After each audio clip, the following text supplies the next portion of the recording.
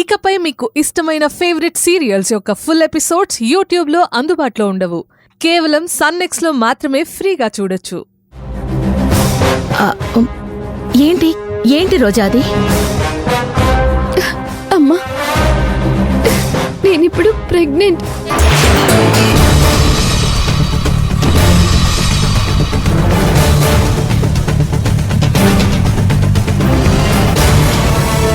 అవునా? నిజమా రోజా? అయ్యో, నిన్ను అభినందించాలో ఓదార్చాలో నాకు తెలియడం లేదు. నీకే గాని కన్న తల్లుండుంటే. అయినా ఏం కాదులే రోజా, నేను నీ కన్నతల్లి లాంటిదాన్నే కదా. ఇంతకీ నువ్వు హాస్పిటల్కి వెళ్ళావా? వెళ్ళానమ్మా, ప్రెగ్నెన్సీ అని కన్ఫర్మ్ చేశారు. అయ్యో, ఇలాంటి వార్త ఏ ఆడపిల్లైనా మొదట భర్తకే చెప్పాలని మురిసిపోతుంది. నీ తల రాతేమో ఇలా ఉంది. సమయానికి బాలు కూడా ఇక్కడ లేడు. అయ్యో,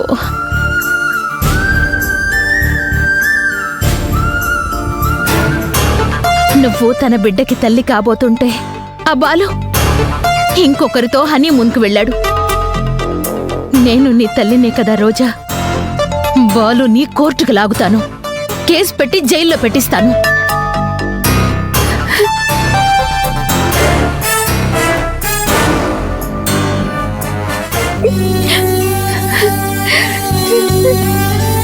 రోజా, రోజా ఏడోకమ్మా ప్లీజ్.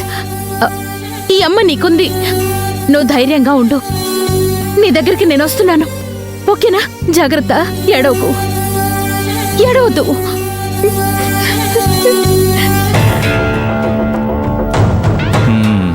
మహానటి మాలతి అంటే నువ్వేనేమో.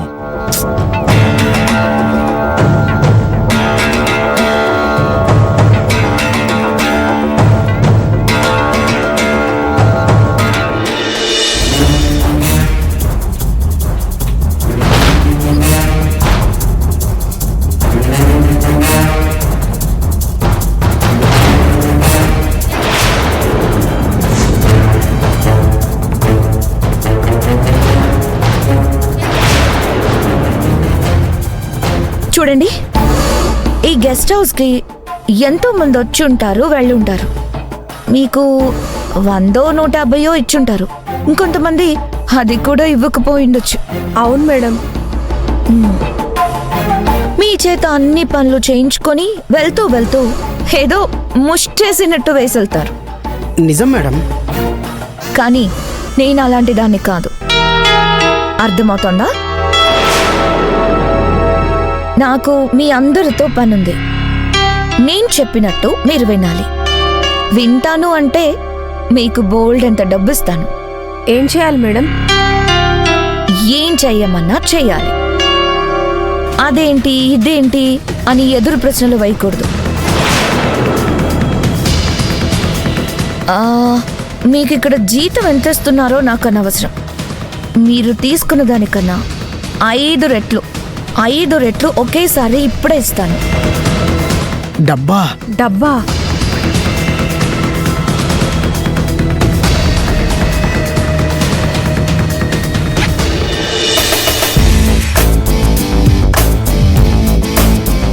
Thank you madam. Thank you madam. Thank you madam.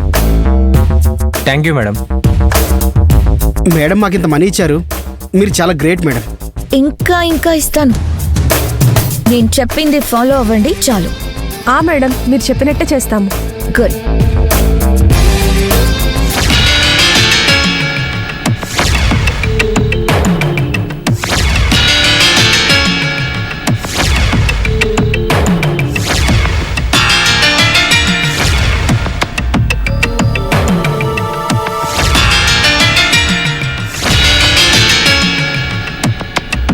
అర్థమైందా? అర్థమైంది మేడం. గుడ్.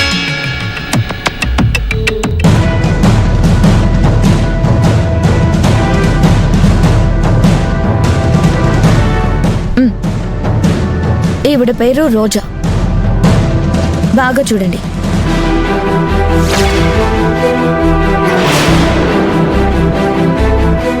వాళ్ళు వచ్చినప్పుడు నేను చెప్పింది చేయండి.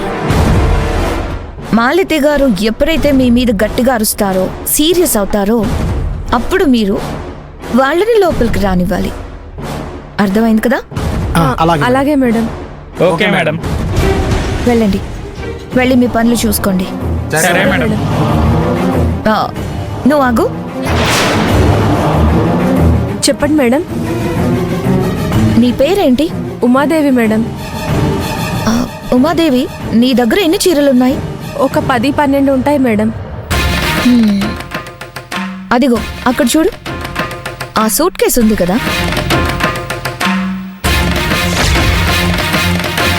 ఇది నా suit case.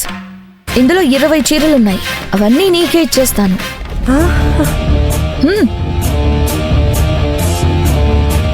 Thank you madam.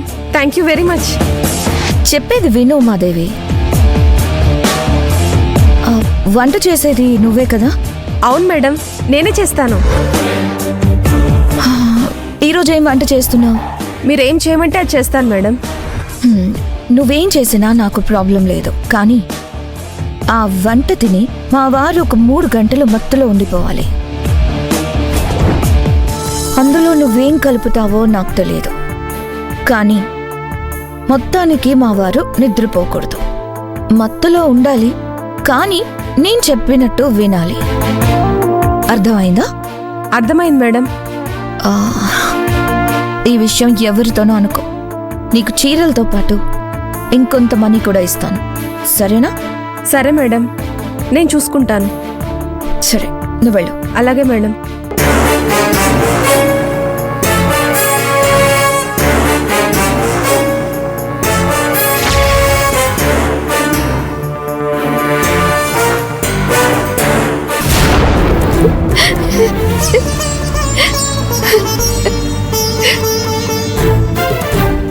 రోజా, నీకెలాంటి పరిస్థితి వచ్చిందమ్మా? నిన్ను అభినందించాలో, ఓదార్చాలో, నీ పరిస్థితికి జాలిపడాలో, ఈ శుభవార్తకి సంతోషపడాలో నాకేం తెలియడం లేదు. నువ్వు ఎందుకమ్మా బాధపడతావు? అసలు నా పరిస్థితి ఏంటో నాకే అర్థం కావట్లేదు.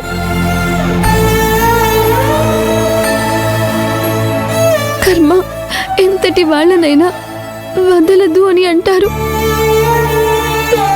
నేను ఈ జన్మలో ఏ పాపం చేశానో ఈ జన్మలో ఇన్ని కష్టాలు అనుభవిస్తున్నాను.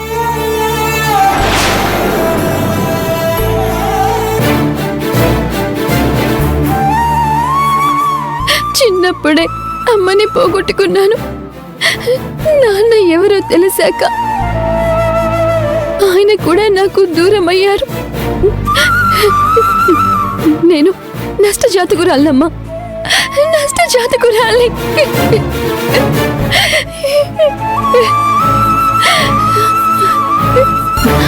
ఏడవకు రోజా, ఏడవకు.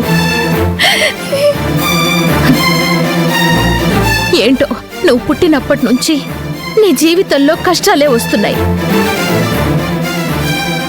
నీ మంచితనం తెలియక నేను కష్టపెట్టాను. ఇప్పుడు నా కూతురు కష్టపెడుతోంది. అసలు ఈ బాలుకి ఏమైందో తెలియడం లేదు. బాలు నిన్ను అపార్థం చేసుకుంటున్నాడు, నీతో మాట్లాడడం లేదు. మాట్లాడడం ఎక్కడమ్మా? అసలు మా ఇద్దరి మధ్య మాటలు లేవు, పలకరింపులు లేవు. చివరికి ఎటువంటి ఫోన్ కమ్యూనికేషన్ కూడా లేదు.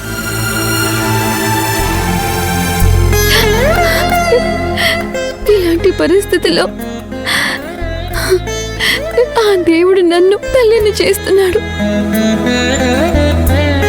నాకు మంచి చేస్తున్నాడో లేక నాకు కష్టాలు పెంచుతున్నాడో నాకేమీ అర్థం కావడం లేదమ్మా. అలా అనుకోకు రోజా. దేవుడు నీకొక మంచి అవకాశం ఇచ్చాడు అనుకుందాం. అవకాశం ఎక్కడమ్మా?